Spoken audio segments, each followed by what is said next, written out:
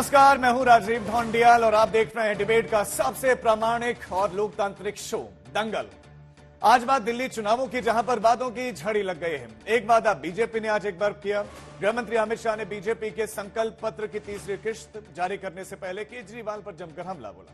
अमित शाह ने दावा किया कि केजरीवाल झूठे वादे करते हैं, जबकि बीजेपी जो वादा करती है उसे पूरा करती है।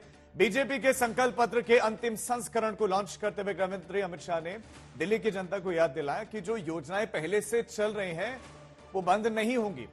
साथ ही दिल्ली के मजदूरों, गरीबों पर फोकस करके नए ऐलान भी किए हैं।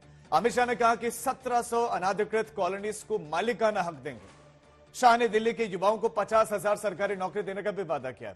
इससे पहले अनुराग ठाकुर और जेपी नड्डा भी संकल्प पत्र जारी कर चुके हैं, लेकिन दिल्ली की सियासत में वादों की कसौटी पर यमुना की सफाई को भी कसा गया।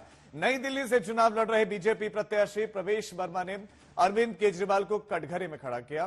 पूर्वांचलियों को अपने पक्ष में लाने के लिए आम आदमी पार्टी भी रणनीति के तहत काम कर रही है, लेकिन दिल्ली की सियासी सुबह की शुरुआत आज आम आदमी पार्टी के पोस्टर से हुई। इसमें राहुल गांधी भी पहली बार नजर आए, जिन पर निशाना साधा गया आम आदमी पार्टी की तरफ से। लेकिन हैरानी की बात यह है कि दिल्ली में जिस दमखम से कांग्रेस को चुनाव लड़ना चाहिए था वो नहीं दिख रहा है। ऐसे में सबसे बड़ा सवाल यह है कि क्या कांग्रेस के द्वारा वॉकओवर दे दिया गया है और इसका फायदा अब आम आदमी पार्टी को मिलेगा? क्या यह मुकाबला अब आम आदमी पार्टी और बीजेपी के बीच में हो गया है? क्या दिल्ली चुनाव में कुछ खिचड़ी पक रही है जिसका अंदाजा सिर्फ जनता को है? क्या दिल्ली की जनता इस बार नई सरकार बनाने के लिए तैयारियां कर रही है, या फिर एक बार फिर वही आम आदमी पार्टी पर रहेगा भरोसा? क्या वादों का पिटारा खुलने के बाद दिल्ली की जनता उसी पार्टी को वोट देगी जिसके ज्यादा वादे हैं? आज सारे पहलुओं पर हम विस्तार से करेंगे बातचीत और बहस, लेकिन उससे पहले देखिए हमारी खास रिपोर्ट।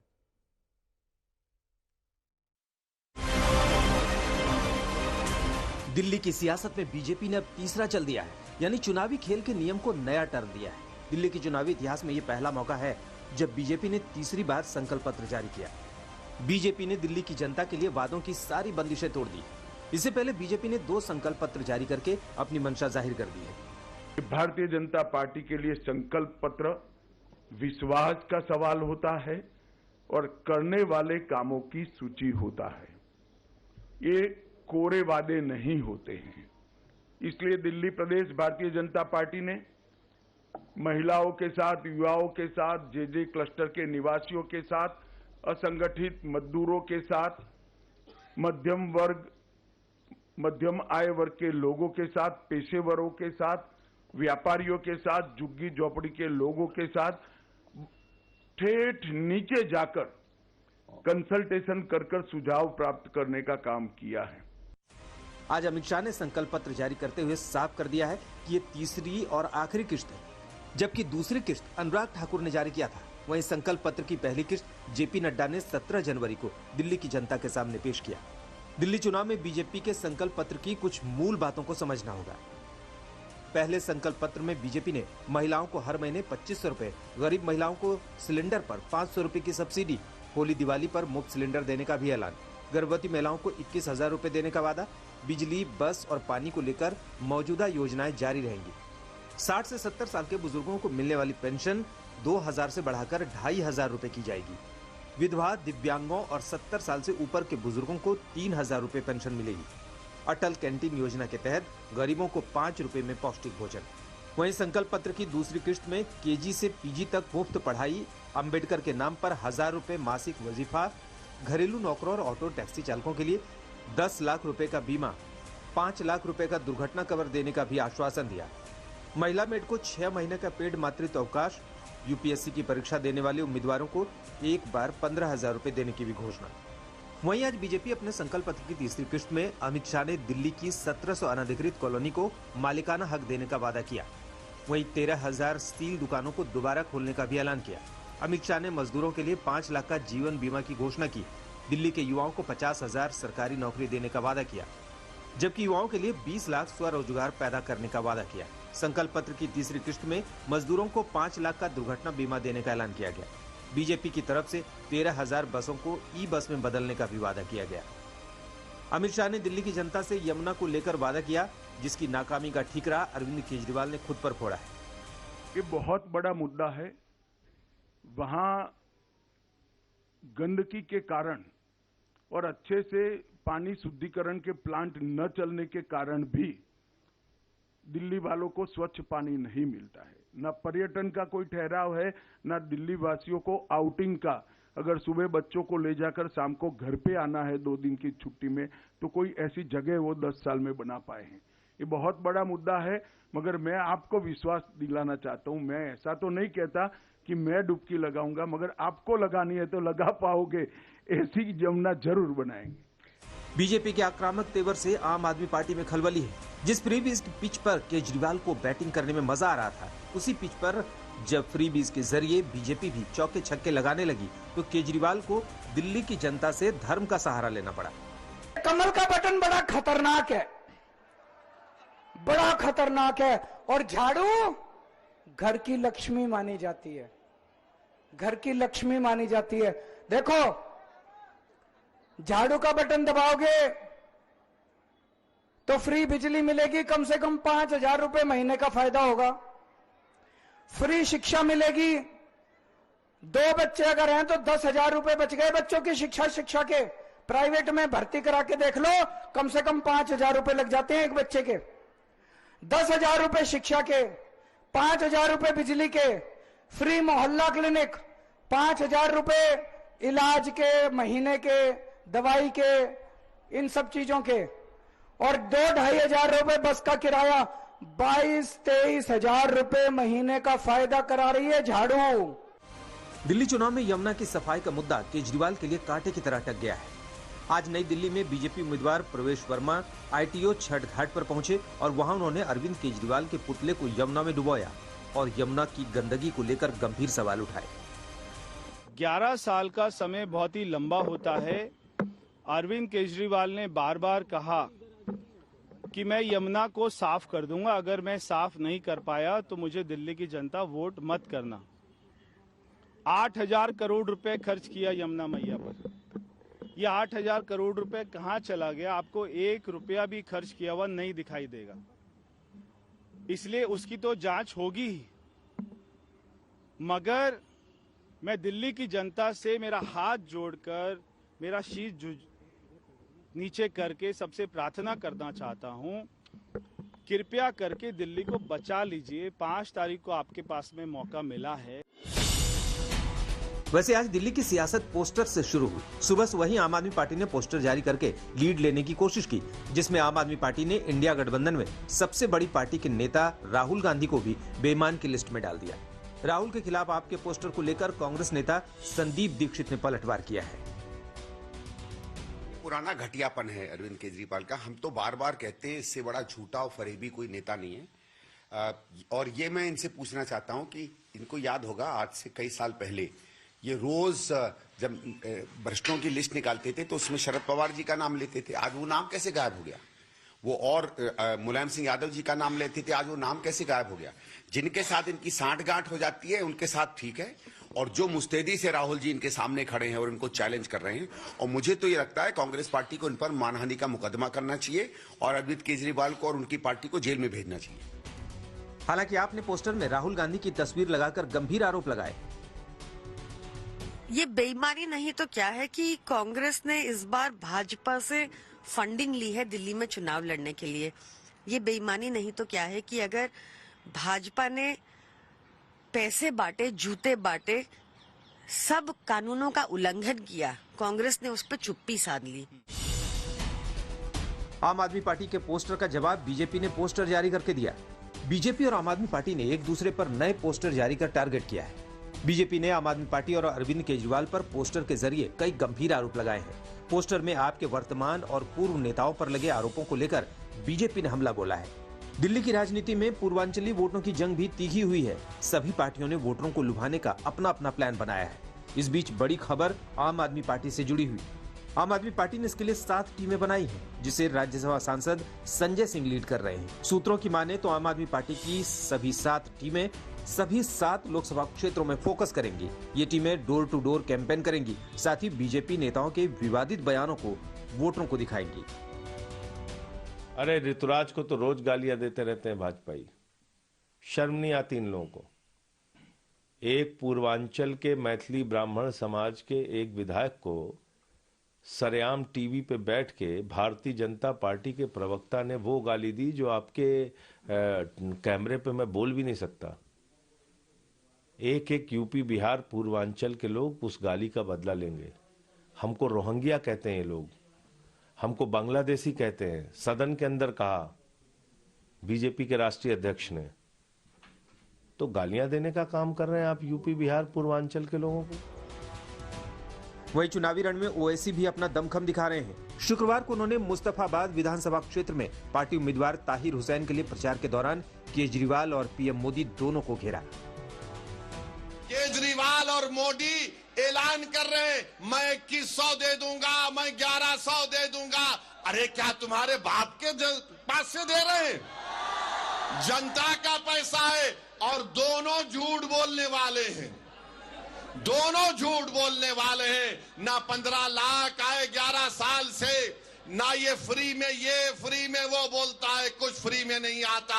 मैं आपको सिर्फ यही कह रहा हूं कि हमको अपनी पार्टी को मजबूत करना है, इत्तेहाद को मजबूत करना है, सियासी शऊर को मजबूत करना है। इस मायने में देखें तो दिल्ली चुनाव दिलचस्प हो गया है, लेकिन कांग्रेस के दिग्गज नेताओं ने अब तक अपनी पूरी ताकत नहीं झोंकी है। राहुल, सोनिया, प्रियंका और खरगे के चुनाव प्रचार से अब तक दूरी कांग्रेस को नुकसान पहुंचा सकता है। हालांकि चुनाव में जो कुछ दिखता है वो कई बार होता नहीं, लेकिन कांग्रेस के वॉकओवर का फायदा अगर केजरीवाल की पार्टी को मिला तो बीजेपी के लिए दिल्ली दरबार तक पहुंचना आसान नहीं होगा। आज तक ब्यूरो।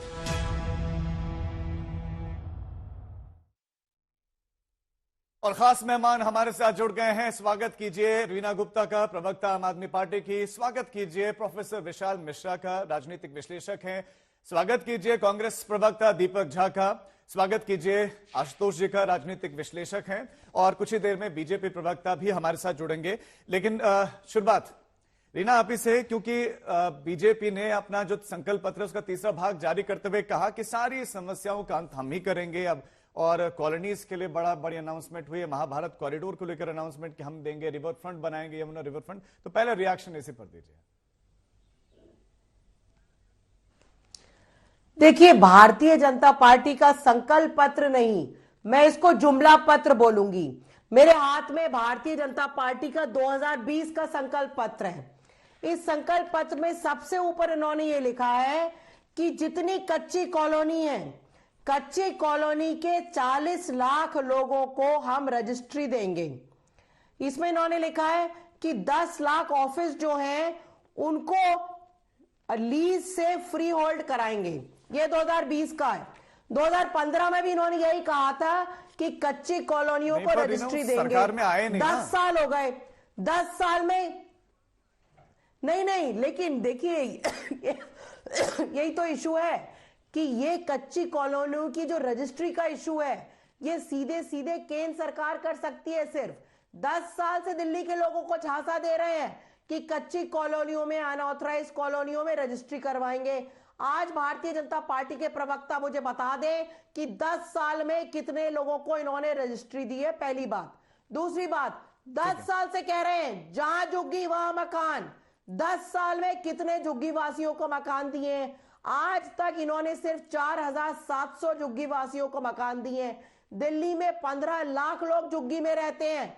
इस रफ्तार पे अगले 200 साल तक इनका संकल्प पत्र पूरा नहीं होगा। अभी बीजेपी के प्रवक्ता जुड़ेंगे तो ये उनसे इस पर उनका जवाब लेंगे। ठीक है रीना, आपके पास लौटता हूं। दीपक, आपको चर्चा का हिस्सा बनाते हुए कांग्रेस पार्टी कहीं नजर नहीं आ रही है। अब ये जो है आरोप लग रहा है कि कांग्रेस पार्टी क्या वॉकओवर दे दिया आपने आम आदमी पार्टी को। देखिए, सबसे पहली बात कि दिल्ली में 70 विधानसभा सीटें हैं और 70 सीटों पर कांग्रेस का हर व्यक्ति चुनाव लड़ रहा है, हर कार्यकर्ता, हर कैंडिडेट वहां पे चुनाव लड़ रहा है। तो ये कहना कि कांग्रेस दिख नहीं रही, आप जरा कैमरा मैन लेके चलिएगा मेरे साथ, मैं आपको दिखा दूंगा भाई। राहुल गांधी की तबीयत ठीक हुई है? दूसरी बात मैं बताऊंगा, आम आदमी के लिए और भाजपा के लिए इन्होंने क्या किया है।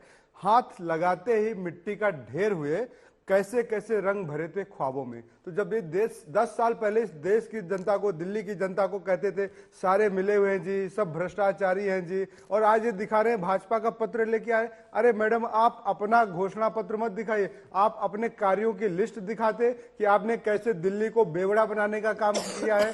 आपने कैसे यमुना को प्रदूषित करने का काम किया है, आपने कैसे दिल्ली की जनता को सांस लेने की उसकी हवा छीनने का काम किया है, जहरीली हवा भरने का काम किया है। तो ये सारे काम आप अपने गिनाते तो बहुत बेहतर होता, लेकिन अब दिल्ली की जनता सवाल यही तो पूछा जा रहा है कि यही सवाल तो राहुल गांधी, प्रियंका गांधी वाड्रा दिल्ली की सड़कों पर उतरकर कब पूछेंगे, उन्हीं का तो इंतजार हो रहा है। के शर्मा जी हमारे साथ जुड़ गए, उनका रुख करते हैं। के शर्मा जी, 10 साल से आपने कितनों को रजिस्ट्री दिए है, ये सवाल आम आदमी पार्टी पूछ रही है, क्योंकि आज आपके संकल्प पत्र के तीसरे भाग में उसका ज्यादा जिक्र था कि 1700 अनधिकृत कॉलोनी को संपूर्ण मालिकाना हक देंगे आप। नहीं, बिल्कुल। मैं राजीव जी सबसे पहले तो कहना चाहूंगा कि जो भारतीय जनता पार्टी ने अपने 3 चरणों में संकल्प पत्र को जारी किया है, आज उसका तीसरा चरण माननीय श्री अमित भाई शाह जी ने जारी किया और पहले हमारे राष्ट्रीय अध्यक्ष जी ने पहला जो संकल्प पत्र का पहला चरण था वो, और बाद में अनुराग ठाकुर जी ने जारी किया। इस संकल्प पत्र में दिल्ली के युवा, महिला, बुजुर्ग, कामगार, झुग्गी झोपड़ी, रेहड़ी पटरी वाले और दुकानदार हों, व्यापारी हों, मध्यम आय हो, निम्न आय वर्ग के लोग हों या गरीब वर्ग के लोग हों, सभी वर्गों के लिए हमने जिनके जन उत्थान के कल्याण के कार्यक्रमों को हमने घोषित किया। के शर्मा जी वो कह रहे हैं, आम आदमी पार्टी यही तो कह रही है कि आपने किया है, 2500 ऐलान किया है, लेकिन केंद्र में सरकार आपकी है, आपने कितने लोगों को रजिस्ट्री दी, मालिकाना हक कितना दिया? देखिए, मुझे हंसी आती है इस तरह की जब आम आदमी पार्टी बातें करती है। दिल्ली में तो राज्य सरकार इनकी है, शिक्षा है, स्वास्थ्य है, सड़क है, नाली है, ये सब काम तो इनका है, उस पे तो इन्होंने कुछ किया नहीं। मुझे जवाब अब जहां तक अनाधिकृत कॉलोनियों का विषय है तो मैं केवल इतना बता दूं, एक बार चुप रहिए, थोड़ा सा मुझे बोलने दीजिए। अनाधिकृत कॉलोनियों को रेगुलर करने का काम किसने किया राजेश? वो तो केंद्र सरकार ने किया। और 2014 जब माननीय प्रधानमंत्री नरेंद्र मोदी जी बने, उसी समय शहरी मंत्रालय ने इन्हें प्रस्ताव भेजा जिसमें कि इनको कुछ कागजात पूरे करके देने होते हैं। 2 साल का वक्त मांगा केजरीवाल ने, और केजरीवाल 2 साल के वक्त को पूरा करते उसको बढ़ाते चले गए। बाद में कोरोना का बहाना किया। जब कागजात पूरे हुए तो 2023 में भारतीय जनता पार्टी ने अनाधिकृत कॉलोनियों को रेगुलर अधिकृत करने का बिल पास करके, प्रस्ताव पारित करके लोगों को अनाधिकृत कॉलोनियों को अधिकृत किया। आज हमने ये कहा है कि उन कॉलोनियों में इन्होंने कुछ नहीं किया जो डेवलपमेंट के वर्क करने थे। आज वहां जाके देखिए, नाले बह रहे हैं, कहीं न शिविर है न कहीं कुछ है। हमने आज जो घोषणा की, ये कहा, ये राज्य सरकार का काम है। हमने आज ये कहा है कि उनको मालिकाना हक के साथ में हम ये भी हक दे रहे हैं कि आप अपने मकान को तोड़कर नया बना सकते हैं, आप चाहे तो अपना मकान बेच सकते हैं किसी को। रेगुलराइज आपने किया और मालिकाना हक देंगे कि उसको बेच भी सकते हैं। एक बात आ गया, दोबारा पूरी लंबी डिबेट है। एक बात और कहना चाहता हूं, इसके बाद आप पूरा करा लीजिए, आप पूरा करा लीजिएगा। मैं इतना दूसरा, जो 13,000 दुकानें जो सील किया इनके राज्य सरकार ने, उस 13,000 जो व्यापारी जो है जिनकी रोजी रोटी मर गई, हमने उनको जो है कानूनी रूप से उसको हम सील को हटाने की बात कर रहे हैं। उन दुकानों को पुनः खोला जाएगा। हमने जो शरणार्थी यहाँ आए थे, आपके संकल्प पत्र में बातें हमने पूरी दिखाई हैं, उनके आपका रिएक्शन इस पर जो था कि भाई रेगुलराइज करने का काम बीजेपी ने किया, केंद्र सरकार ने किया। उन गलियों की हालत क्या है? सीवर टूटे हुए हैं, सड़कें टूटी हुई हैं, गंदगी का अंबार है। देखिए राजीव जी, ये जैसे मैंने बोला, ठगना, जुमलाबाजी, यही भारतीय जनता पार्टी को आता है। मेरे हाथ में इनका 2020 का संकल्प पत्र है, पूरा दोबारा पढ़ के सुना चुकी हूं। जो सारी बातें ये बोल रहे हैं, ये इन्होंने 2015 में बोली, 2020 में बोली, 2025 में वही बातें बोल रहे हैं, और फिर बोलेंगे ये तो सारा जुमला था, ये हम कर ही नहीं सकते। इसमें इन्होंने बोला है कि 40 लाख अनऑथराइज्ड कॉलोनी में जो लोग रहते हैं, वहां पे हम उनको रजिस्ट्री देंगे 2015 में। पूरी बात करने दीजिएगा। अधिकतर इन कॉलोनीज में हमारे पूर्वांचल के भाई बहन रहते हैं। पूर्वांचल के भाई बहनों को लगातार ये गालियां दे रहे हैं। वहीं दूसरी ओर अरविंद केजरीवाल जी ने उन सारी कॉलोनीज में सीवर की पाइपलाइन भिजवाई। हमने 10,000 किलोमीटर सड़कें वहां भिजवाई। हमने वहां पे पानी पाइपलाइन बिछवाई है। तो अगर किसी ने अच्छे से काम किया है अनऑथराइज्ड कॉलोनी ने, तो सिर्फ आम आदमी पार्टी ने किया है, पहली बात। दूसरी बात, हम तो ये कहते हैं कि 20 राज्यों में आपकी सरकार है। राजीव जी कंप्लीट करने दीजिए। 20 राज्यों में आपकी सरकार है, वो 20 राज्यों में, वो कहां 20 राज्यों में आपने नौकरी दी? मोदी जी ने कहा था हर साल 2 करोड़ नौकरियां देंगे, तो आज 11 साल हो गए, 22 करोड़ नौकरियां कहां है वो बता दें। दिल्ली सरकार मोदी जी ने कहा था 2022 तक पूरे देश में पक्का मकान हो जाएगा। मैं केवल इतना कहना चाहता हूं, हमने दिल्ली सरकार में 50,000 एमसीडी में नौकरियां दी प्लीज मैं चाहता हूं कि नौकरियों का डेटा आप बताइए कि कितनी नौकरियां दिल्ली में आपने दी किया है। आप ये बता रही हूं, मैं बिल्कुल बता रही हूं। और जहां तक यमुना जी का सवाल है, मैं केवल एक बात कहना चाहता हूं, हम लोग सच्चे लोग हैं। हमने बोला कि यमुना जी, अरे मैं कंप्लीट कर लूं, मेरा टर्न है भाई, मैं कंप्लीट कर लूं, आप बोल लीजिए। जल्दी बोलिए रीना जी। मैं तो आपको चैलेंज करती हूं योगी जी। मोदी जी ने कहा था, गंगा मैया ने मुझे बुलाया है, 10 साल पहले कहा था 40,000 करोड़ खर्च हो गए गंगा मैया की सफाई में। आज मैं चैलेंज करती हूं, गंगा मैया में मथुरा में आचमन करके दिखा दें, स्नान करके दिखा दें, कहां की बातें करते हैं। आप अभी कभी खुद भी रिस्पॉन्सिबिलिटी लेंगे, जिम्मेदारी लेंगे। दिल्ली की क्या, दिल्ली में यमुना की क्या स्थिति है? ठीक है, यूपी में कुछ भी होगी, उस पर हम सवाल पूछेंगे उनसे, लेकिन यमुना इतनी गंदी क्यों है? हम ले रहे हैं रिस्पॉन्सिबिलिटी। मैं केवल राजीव जी मुझे कहने दीजिए, आप ये प्रोसेस तो नहीं ठीक है रीना, के जी बोलिए के जी। ठीक है रीना, आ रहा हूँ आपके पास के जी, फिर और भी गेस्ट उनके पास। मैं इतना ही कहना चाहता हूं, आज आपके चैनल पे चोर मोसेरे भाई बोल रहे हैं। दीपक जी 20 सेकंड में 20 सेकंड में के जी और भी क्लास में नौकरियां कहाँ हैं? रीना प्लीज, हो गया आपका टर्न। नहीं देखिए, तो मुझे मैं एक एक करके ही मौका दूंगा, और जब गेस्ट हमारा बोल रहा होगा उसी समय वही गेस्ट बोलेगा, बाकी नहीं बोलेंगे। प्लीज के शर्मा जी 20 सेकंड आपके पास बस। 20 सेकंड मैं केवल इतना, देखिए 17,000 जो लगभग 17,000 कॉलोनी को अधिकृत तो हम ही ने किया, मैंने ही आपको बताया। और मैंने ये भी कहा कि 2 साल तक की इन्होंने समय मांगा था, लेकिन बढ़ाते बढ़ाते 8 साल चले गए और फाइलें पूरा करके नहीं दिया। जब दिया तो हमने कर दिया तुरंत, लेकिन अभी ये कह रहे पूर्वांचलों को गाली दे रहे हैं। अरे भैया, उनको फर्जी वोटर कौन बोला है? आपके नेता केजरीवाल। और आपने अभी झूठ ये बोला, राजीव जी मैं एक बात कहता हूं, आज आपने प्रेस कॉन्फ्रेंस अपने चैनल में चलाया है कि केजरीवाल खुद स्वीकार कर रहे हैं कि अनाधिकृत कॉलोनियों में हम काम नहीं कर पाए। आज उस प्रेस कॉन्फ्रेंस में केजरीवाल ने कहा है कि हम नहीं कर पाए हैं कॉलोनियों में काम, हमें वोट दीजिए, सरकार बनाइए, हम फिर करेंगे। ठीक है, के जी 20 सेकंड हो गए, और आपने ये जो बात कही है वो तो आम आदमी पार्टी ने ट्विटर पे भी लिखा है ना, वो तो ट्वीट भी किया। ठीक है दीपक जी कसम खा के कहा था कि यदि 2024 तक यदि 2024 तक यमुना की सफाई नहीं हुई तो मुझे एक भी वोट दिल्ली वाले शर्मा जी, देंगे। बस अब निरंतर कोई भी नहीं बोल सकता है, ये अधिकार मेरा है। देखिए क्यों वोट हमारे जा रहे हो आप? नहीं, ये तरीका सही नहीं। के जी हो गया, के जी हो गया। अगर आप लोग ऐसे कंटिन्यू बोलेंगे तो फिर मेरे पास वही एकमात्र विकल्प बच जाता है कि मैं फीडर डाउन करवा दूं। रीना जी, ये तरीका नहीं है डिबेट का, प्लीज दोनों। आप हो गया, और भी मेहमान हमारे साथ जुड़े ना, उनके पास जाना है। दीपक जी 10 सेकंड में अपनी बात रखिए। आप कांग्रेस उस दमखम से क्यों नहीं लड़ रही है दिल्ली में? नहीं, अगर आप 10 सेकंड देंगे तो इससे बेहतर है 1 सेकंड भी मत दीजिए, क्योंकि दोनों को आपने बेपनाह टाइम दिया, और कांग्रेस को नहीं, इसलिए मत बताइए ना। बात है कि काठ की हांडी बार बार नहीं चढ़ने वाली है।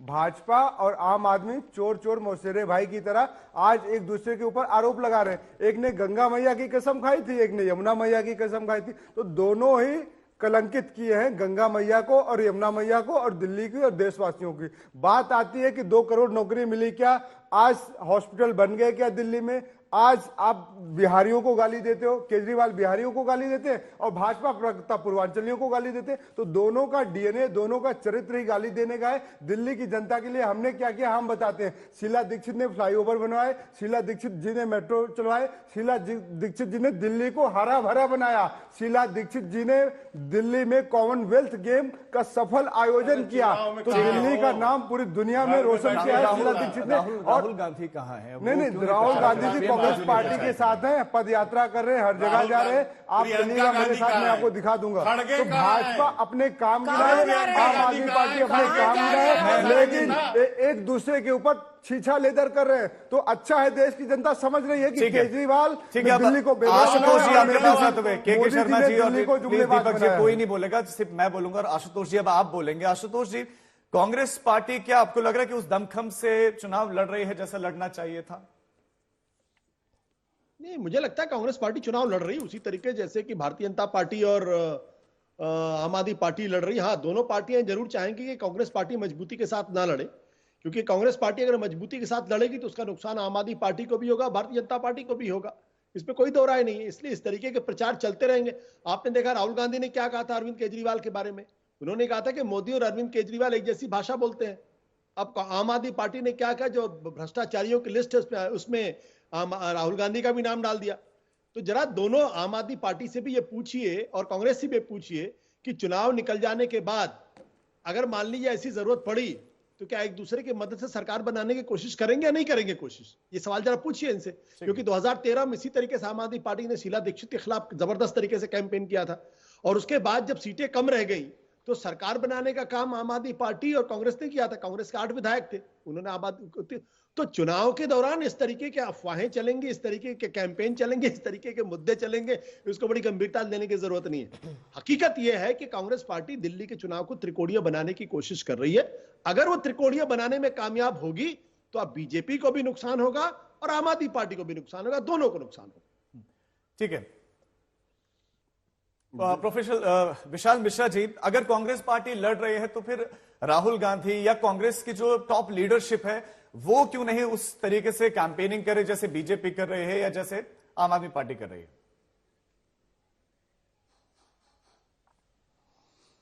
देखिए, अब ये सवाल तो आप कांग्रेस के प्रवक्ता से ही पूछिए, लेकिन मैं तो इतना कहूंगा इस बात पर कि हमें आज भी याद है कि वो 27 अक्टूबर 2013 की बात थी कि जब शाम को आम आदमी पार्टी के फॉर्मर प्राइम मिनिस्टर, वो जो है मुख्यमंत्री ने वो ट्वीट किया था ना, वो शीला दीक्षित जी के यहाँ कितने एसी लगे हैं, कितने क्या किए हैं। तो अभी कुछ दिन पहले तक लोकसभा के चुनाव तक तो ये आम आदमी पार्टी और कांग्रेस वाले जो एसी गिन रहे थे उनके साथ तो गलबैयां कर रहे थे।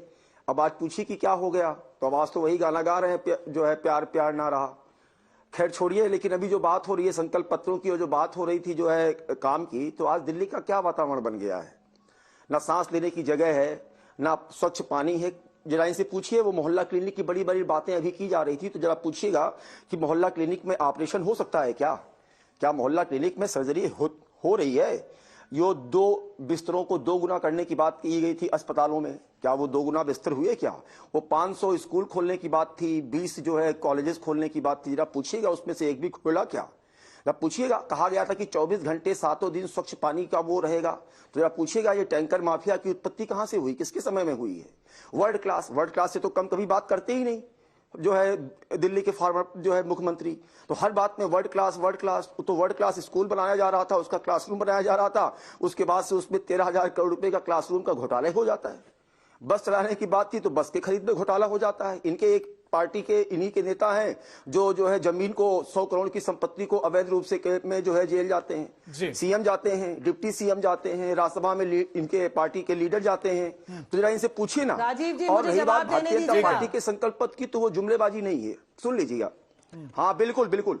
आप अभी पूछ रहे थे कि वो भारतीय जनता पार्टी ने कितने लोगों को नौकरियां दी है। जरा इनसे पूछिएगा कि दिल्ली विश्वविद्यालय के 12 कॉलेज हैं, वहां पे लोगों को सैलरी नहीं मिल रही, टीचिंग और नॉन टीचिंग को बार बार न्यायपालिका का दरवाजा खटखटाया जाता है। नौकरी तो छोड़िए, प्रमोशन तो छोड़िए, जो काम कर रहे हैं उनको तनख्वाह नहीं मिल रही। तो जरा इनसे पूछिए ना। अभी वो माननीय न्यायालय ने फटकार लगाई थी, 2 लाख बच्चों को यूनिफॉर्म और किताबें नहीं मिली थी। तो जरा इनसे पूछिए ना कि मतलब ये मिला के 3G की सरकार है, घोटालों की सरकार है, घुसखोरी की घोटाला और घपलाबाजी। और एक बात और चलते चलते, वो जो तथाकथित शीश महल चल रहा है उसके लिए तो वही है कि नजर लागी राजा तोरे बंगले पा। मतलब क्या खेल चल रहा है। और भारतीय जनता पार्टी ने आज संकल्प पत्र में कहा है, वो तो दिल्ली में तो काम करके दिखाया है। 41,000 करोड़ रुपए का सड़क का काम किया है, 15,000 करोड़ रुपए का रेलवे का काम किया है, 21,000 करोड़ रुपए का सेंट्रल गवर्नमेंट ने काम किया है। तो आज गृह मंत्री अमित शाह ने जो है लाभार्थियों को अन्न मिल रहा है, 2.5 लाख लोगों को जवाब दीजिए कि अरविंद केजरीवाल 2,60,000 जो एक नई तरह की पॉलिटिक्स उन्होंने शुरू की थी और जो बातें की थी। ठीक है विशाल जी, आगे आपके बात। रीना जी, अरविंद केजरीवाल कहते थे घर नहीं लूंगा, गाड़ी नहीं लूंगा, वो सब सार्वजनिक है, ऐसा कुछ नहीं है कि कुछ छुपा हुआ हो, सब सार्वजनिक है। लेकिन सत्ता में पहुंचते ही बदल कैसे जा रही है? रीना जी देखिए, हम लोग अपनी घोषणा पत्र दिल्ली के लोगों के सामने रख चुके हैं। हम बता चुके हैं कि दिल्ली की हर महिला को 2100 रुपए महीने मिलेगा। संजीवनी योजना के अंतर्गत दिल्ली के सारे बुजुर्गों को, चाहे प्राइवेट अस्पताल हो चाहे सरकारी अस्पताल हो, उसमें देखिए बीच में मत बोलिए, बीच में मत बोलिए आप, बीच में मत बोलिए आप, बीच में मत बोलिए आप। ठीक है, रीना बोलेंगे। पंजाब में आपकी सरकार है तो पंजाब में कितने एक भी महिला का नहीं पूछिए राजू जी, पंजाब में जिस समय जिस का मौका है प्लीज वही बोलेगा। वो सवाल मैं पूछ लूंगा, वो मैं पूछ लूंगा। रीना पहले अपनी बात कंटिन्यू करें। हाँ, जो उन्होंने सवाल पूछा था उनका जवाब दीजिए। और मेरा भी सवाल था कि अरविंद केजरीवाल बदल क्यों गए? सिक्योरिटी नहीं लूंगा, सिक्योरिटी ले लो, घर नहीं लूंगा, घर भी ले लिया। अरविंद केजरीवाल जी के ऊपर लगातार हमले हो रहे हैं और एमएचए की रिपोर्ट है कि उनकी जान का भी खतरा है। ऐसे में अरविंद केजरीवाल जी सिक्योरिटी क्यों नहीं लेंगे? ये किस तरह का सवाल है? आप मुझे बताइए, पूरे देश में कोई भी एक ऐसा जेड सिक्योरिटी प्राप्त इंसान है जिसके ऊपर इतने हमले हुए हो? अरविंद केजरीवाल जी के ऊपर भारतीय जनता पार्टी के द्वारा प्रायोजित लगातार हमले होते हैं। लेकिन बात तो आज दिल्ली का वोटर ये पूछ रहा है कि आप गाली गलौज करते रहिए, कभी आप पूर्वांचलियों को गाली दीजिए, कभी आप अरविंद केजरीवाल को गाली दीजिए, लेकिन आप ये नहीं बता पा रहे हैं कि पिछले 10 साल में दिल्ली आधा राज्य है, पिछले 10 साल में दिल्ली के लोगों के लिए केंद्र सरकार ने क्या किया? ये क्या किया के शर्मा जी? केंद्र सरकार ने दिल्ली के लिए क्या किया बताइए। 7 एमपी जो हैं, दिल्ली के 7 एमपी हैं, उन्होंने क्या किया दिल्ली के लिए? कुछ नहीं किया। दिल्ली में लॉ एंड ऑर्डर आपको दिया गया था। शर्मा जी बताइए दिल्ली के लिए क्या किया? बुरी हालत है कि रोज 3 बस हो गया रीना जी, आ गया। आपने पूछ लिया ना क्या किया, बताएंगे केंद्र सरकार ने क्या किया? बताइए के शर्मा जी। खुलेआम किडनैपिंग हो रहा है। आपने दिल्ली के लोगों रीना जी ऐसे धारा प्रभाव मत बोलिए। विशाल जी ने आपको बताया, विशाल जी ने पहले भी विशाल जी ने बताया कि एक बार अब इनको बंद कराइए ना। अब इनको हो गया। देखिए, पहले ही बताया कि दिल्ली में 15,000 करोड़ रुपए रेलवे के लिए, 21,000 करोड़ रुपए एयरपोर्ट के लिए, 41,000 करोड़ रुपए सड़कों पर खर्च हुआ है।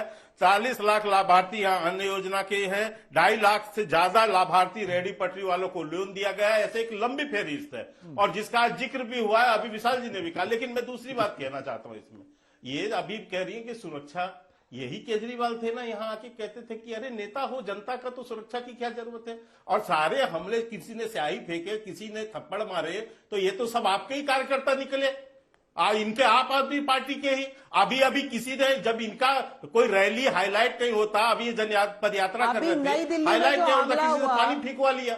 अब पानी पिकवा के कह रहे हैं कि स्पीड फेंक दिया। ये सारा झूठ बोल बोल के। और मैं पूछना चाहता हूं रीना जी, जरा मुझे बताइए, जो 2014 में जो रिक्शा में जो आ रहे थे अपना शपथ ग्रहण करने, जो मेट्रो से आ रहे थे और ये वैगनार में आ रहे थे केजरीवाल, और ये कोई पैदल चल के आ रहा था, आज सबके पास लाखों रुपए की गाड़ियां हो गई। ये कहां से आ गए गाड़ियां? ये आज लाखों रुपए की गाड़ियों में केजरीवाल चल रहे, कहां गई नीली वैगनार? आपने बंगले बोले कि एक कमरे में भी मैं रह के चला सकता हूं, मुझे जरूरत नहीं है। ये 50 करोड़ से ज्यादा का शीशमाल कहां से बन गया आपका? इसीलिए आप जो है रंग बदलते हैं। अरे गिरगिट भी ऐसा रंग नहीं बदलता जैसा रंग आप बदल रहे हैं। दीपक जी बोलेंगे। और एक 7 दिन चोर शर्मा जी हो गया, प्लीज हो गया, फिर वही हो गया। आप दोनों की बात आ गई। नहीं, और भी मेहमान है सर, और भी मेहमान है, उनके पास भी जाना है। ठीक है, हो गया।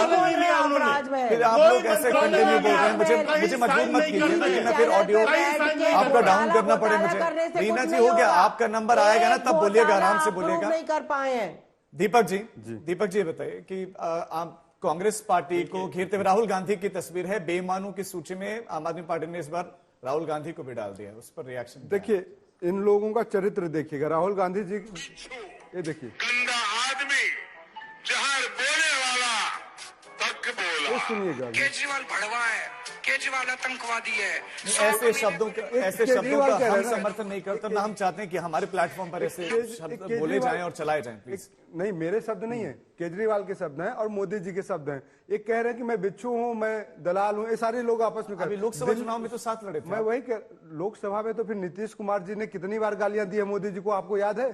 चंद्रबाबू नायडू जी ने कितनी बार गालियां दी है नरेंद्र मोदी जी को। गठबंधन में है, गठबंधन में नहीं है, राज्यों में नहीं है। तो आपने आपने कभी नीतीश कुमार से सवाल किया या भाजपा प्रवक्ताओं से सवाल किया कि आप नीतीश कुमार के चरण वंदना क्यों करते हैं अपनी सत्ता की चाटुकारिता के लिए? आप चंद्रबाबू नायडू की चरण वंदना क्यों करते हैं? हम अगर केजरीवाल की सवाल सिर्फ कांग्रेस से पूछे जाएंगे? नहीं, ये दोहरा चरित्र। मीडिया को भी बंद करना पड़ेगा, मीडिया को भी सवाल करना पड़ेगा भाजपा से, और मीडिया को भी सवाल करना पड़ेगा चंद्रबाबू नायडू से। बात यह है कि दिल्ली के लिए आज आपने देखा कि किस तरीके से भाजपा और आम आदमी पार्टी प्रवक्ता ने एक दूसरे को बेनकाब कर दिया। इसका मतलब है कि दोनों ही जुमलेबाज हैं, दोनों ही दगेबाज हैं। खुदा भी आसमां से जब जमीन पर देखता होगा इन जुमलेबाज और फर्जी वालों को किसने बनाया सोचता होगा। तो एक फर्जी वाला है, एक जुमलेबाज। छोटा सा प्रश्न, बात छोटी सी बात कहनी है मुझे। यहाँ पे विशाल मिश्रा जी बैठ के गिना रहे थे भाजपा की बड़ी बड़ी योजना। आशुतोष जी के पास जाऊं, उसके बाद मैं आपके पास आऊंगा। 10 सेकंड इनसे पूछना चाहता हूँ, मध्य प्रदेश में महाराष्ट्र में लाडली जो पैसे दिए जा रहे थे उन महिलाओं का नाम क्यों काटा जा रहा है? दिल्ली को जगह देंगे। आपने हरियाणा की बात करी थी, सिलेंडर देंगे 500 रुपए में। अभी तक आपने हरियाणा में, अभी तक आपने राजस्थान में 500 रुपए का सिलेंडर क्यों नहीं दिया? पहले तो एक तरफ सब्सिडी खींच लेते हैं, लोगों को खींच लेते हैं, फिर आप जुमलेबाजी करके कहते हैं।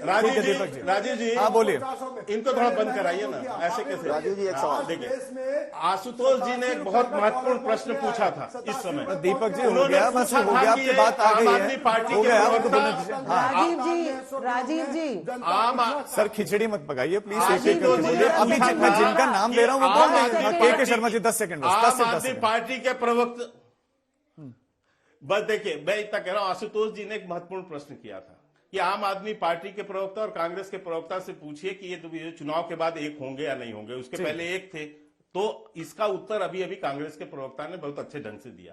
उन्होंने नीतीश जी का उदाहरण दिया। नीतीश जी निश्चित रूप से हमसे अलग हुए थे और इसके बाद वो हमारे साथ आ गए। इसका मतलब ये कहना चाहते हैं कि भैया आप सभी को रोक रहा हूं। एक बड़ी खबर इस समय आ रही है, एक बड़ी खबर का रुख कर रहे हैं। बड़ी खबर केजरीवाल और कांग्रेस पार्टी, बड़ी खबर का रुख कर रहे हैं। आम आदमी पार्टी की तरफ से पलटवार आ गया है। मनीष सिसोदिया ने रिएक्शन दिया है। मनीष सिसोदिया ने कहा है कि अमित शाह ने आज जो वादे किए हैं उसे हम लागू कर चुके हैं। दिल्ली चुनाव में हार मान चुकी है। आपको सुनाते हैं क्या कहा। अभी ये दिल्ली के लोगों के साथ मजाक क्यों करते हो? दिल्ली के लोग 2.5 करोड़ लोग हैं और आप कह रहे हो 50,000 नौकरियां देंगे। बाकी लोग कहां जाएंगे? बाकी लोग क्या करेंगे? 2.5 करोड़ लोगों के लिए आप सरकार बनने के एवज में केवल 50,000 नौकरियों की बात कर रहे हो। इसका मतलब आपके पास कोई प्लान नहीं है, आपके पास कोई विजन नहीं है। जिन केजरीवाल जी को आप प्रेस कॉन्फ्रेंस में भर भर के उल्टा सीधा गालियां देते हो, उन केजरीवाल जी के पास प्लान है। केजरीवाल जी ने कोविड के दौरान और कोविड के बाद कोविड से उबरने के लिए, कोविड की मार से उबरने के लिए 12 लाख नौकरियां दिल्ली में क्रिएट कराई थी। 12 लाख, लाखों की नौकरियों की जरूरत है, लाखों करोड़ों नौकरियों की जरूरत है और आप कह रहे हो 50,000 नौकरियां देंगे। क्यों अमित शाह जी दिल्ली के लोगों का मजाक उड़ाते हो? तो ये आपने सुन लिया, इस पर रिएक्शन भी लेंगे, लेकिन आशुतोष जी अब आपके पास चूंकि समय की कमी है तो एक एक रिएक्शन में सबसे ले लूंगा। आशुतोष जी, असदुद्दीन ओवैसी की भी आप चूंकि प्रेजेंस है तो वो किसका खेल बिगाड़ सकती है? नहीं, मुझे नहीं लगता असदुद्दीन ओवैसी किसी का खेल बिगाड़ेंगे। उन्होंने तो महाराष्ट्र में भी बहुत कोशिश की थी लेकिन किसी का खेल नहीं बिगाड़ पाए। वो एक बार उनका तुक्का जरूर बिहार के अंदर लगा था, लेकिन उसके बाद से मुस्लिम समाज को इस बात समझ में आ गया कि दरअसल वो जो पॉलिटिक्स कर रहे हैं वो मुस्लिम समाज को ही नुकसान पहुंचा रहा है और उसकी वजह से मुस्लिम समाज का बहुत नुकसान हो भी रहा है। इसलिए उनका कोई बहुत होगा ऐसा मुझे कुछ लगता नहीं। लेकिन वोट तो घटेगा नहीं। देखिए, 1,000-1,500 वोट तो आप कोई भी उम्मीदवार खड़ा हो जाएगा, इंडिपेंडेंट खड़ा हो जाएगा, उसको वोट मिल जाते हैं। हाँ, अगर किसी एक कॉन्स्टिट्यूएंसी के अंदर मजबूती के साथ अगर कोई चुनाव लड़े तो बात अलग है। मुझे तो नहीं लगता कोई उनको दिल्ली के चुनाव में तो नॉन सीरियस प्लेयर है वो। आपको सिर्फ 1,000-1,500 ही लग रहा है, कितने वोट लेकर आ पाएंगे? ये तो मेरे लिए कहना बड़ा मुश्किल है कि मैं ये कह रहा हूं कि मान लीजिए अगर कोई इंडिपेंडेंट भी खड़ा हो जाता है, कोई निर्दलीय भी खड़ा हो तो उसको इतने वोट मिल जाते हैं। आप देखिए असदुद्दीन ओवैसी की पॉलिटिक्स क्या है। असदुद्दीन ओवैसी तेलंगाना के अंदर कितनी सीटों पर चुनाव लड़ते हैं? असेंबली का चुनाव, लोकसभा का चुनाव कितनी सीटों पर लड़ते हैं? कुछ चुनी हुई 4-5 सीटों पर चुनाव लड़ते हैं, उसके बाद वो पूरे हिंदुस्तान के अंदर घूमने का दावा करते हैं। इसका मतलब ये है कि वो पीछे से उनको कोई मदद करता है और उनको कहता है कि आप यहां जाइए, यहां जाइए, यहां जाइए, यहां जाइए, यहां जाके चुनाव लड़िए। यही उनकी पॉलिटिक्स है और इसी वजह से महाराष्ट्र के अंदर और दूसरे राज्यों के अंदर अब उनकी पॉलिटिक्स नहीं चलती, जो पहले चलती थी अब वो नहीं चलती। लोग समझ गए हैं कि दरअसल वो किसी दूसरे की प्रॉक्सी पॉलिटिक्स करते हैं। ठीक है, विशाल जी, बहुत सारे वादे हो रहे हैं, हर पॉलिटिकल पार्टी वादा कर रही है, तो क्या इस बार वोट उसको मिलने वाला जो ज्यादा वादा कर रहा है? नहीं, देखिए, जनता भी समझ रही है कि जहां जहां पर कि एक है कि वादा करके भूल जाना, केवल चुनाव के लिए वादा करना, और एक है कि वादा करके संकल्प लेके उसको सिद्धि तक ले जाना। आदरणीय प्रधानमंत्री जी नरेंद्र मोदी जी के नेतृत्व में ये वास्तव में मोदी जी की गारंटी है, और ये हमने देखा है, उत्तर प्रदेश हो, मध्य प्रदेश हो, छत्तीसगढ़ हो, आप देखिए ना, लगातार जो वादे किए जाते हैं वो वादे पूरे होते हैं, तो जनता ये समझती है। और एक बात मैं जोड़ दूं, यहाँ पे पूर्वांचल की बात की जा रही थी, तो पूछिएगा आम आदमी के सम्मानित प्रवक्ता से कि कोरोना काल में वो पूर्वांचलियों के लिए बस जो है बॉर्डर पे जो है तक की भीड़ किसने लगवा दी थी, उनको पलायन करने के लिए किसने मजबूर कर दिया था। और तब जाके उत्तर प्रदेश में उस समय माननीय मुख्यमंत्री योगी आदित्यनाथ महाराज जी ने एक रातों रात में जो है 1000 बसें 1100 बसें करीब खड़ी कर दी थी। ये पब्लिक है, ये सब समझती है कि कौन केवल जो है जुमलेबाजी करता है, कौन केवल ये प्रकार रहने की बात करता है। देखिए राजीव जी, दिल्ली के लोग जानते हैं कि भारतीय जनता पार्टी सिर्फ जुमलेबाजी और ठगबाजी करती है। आज के अखबार में 2 खबर निकली हैं। पहली खबर निकली है महाराष्ट्र से, जहां से 12 लाख महिलाएं जिनको लाड़की बहन योजना के अंतर्गत इन्होंने पहली दूसरी किस्त दे दी थी, उनसे वापस रिकवरी ली जा रही है। 12 लाख महिलाओं से पैसे वापस लिए जा रहे हैं। दूसरी खबर निकली है महाराष्ट्र में, इन्होंने सरकार बनाते ही महाराष्ट्र में बसों का किराया बढ़ा दिया। महाराष्ट्र में बसों का किराया बढ़ा दिया। दिल्ली के लोगों को पता है कि भारतीय जनता पार्टी एक ठगों की पार्टी है। अरे हर किसी को ठगते हैं, सिर्फ चुनाव से पहले जुमला पत्र पेश करते हैं, मनीष सिसोदिया कह रहे हैं कि ये तो हम पहले लागू कर चुके हैं, जो आप ऐलान कर रहे हैं करते हैं और सारे वादे पूरे करेंगे। देखिए, मैं सबसे पहले एक बात बताइए पूरा ना, कर दूं महाराष्ट्र राजू में जी, महिलाओं से पैसे क्यों वापस लिए जा रहे हैं? दिल्ली में केजरीवाल की सरकार है, दिल्ली में केजरीवाल की, अब इनको बंद कराइए राजू जी, ऐसे नहीं चलता है। दिल्ली में केजरीवाल की सरकार है, 10 साल से सरकार है। यदि प्रेस कॉन्फ्रेंस में उनकी विफलताओं को गिनाया जाए या उनसे प्रश्न पूछे जाए तो इनको गाली देना नहीं कहा जाता, लेकिन ये झूठ फैलाते हैं क्योंकि इनके पास जवाब नहीं होता इनकी विफलताओं का। एक सरासर झूठ, बच्चों की कसम खा के झूठ बोलने वाला व्यक्ति और केवल दिल्ली की जनता को ठगने वाला व्यक्ति, केवल बहाने लगाकर कि कोई काम नहीं करना, ये केजरीवाल की फितरत रही है। इसको गाली देना नहीं कहते, ये आखिरी 10 मिनट समय इतना ही है दीपक जी, आखिरी 10 सेकंड लगता है सिर्फ इतना ही समय झूठ फैलाते हैं। और मैं स्पष्टता से ये भी कहना चाहता हूं, केजरीवाल चुनाव हार रहे हैं, इसलिए इस तरह की और बातें कर रहे हैं। आम आदमी पार्टी के साथ जाएंगे? देखिए, नहीं, किसी के साथ नहीं जाएंगे, दिल्ली की जनता के लिए, दिल्ली की जनता के साथ जाएंगे। मिटाकर सैकड़ों शहर, एक का घर आबाद करते हैं। तो भाजपा और आम आदमी पार्टी एक बिजनेसमैन के लिए काम करती है, दोनों तो उनके लिए चमचागिरी करते हैं। दिल्ली की जनता से कोई लेना देना नहीं है। रोकना पड़ेगा, समय इतना ही है और दंगल में आज के लिए बस इतना ही। लेकिन देश और दुनिया की तमाम खबरों के लिए आप देखते रहिए आज तक।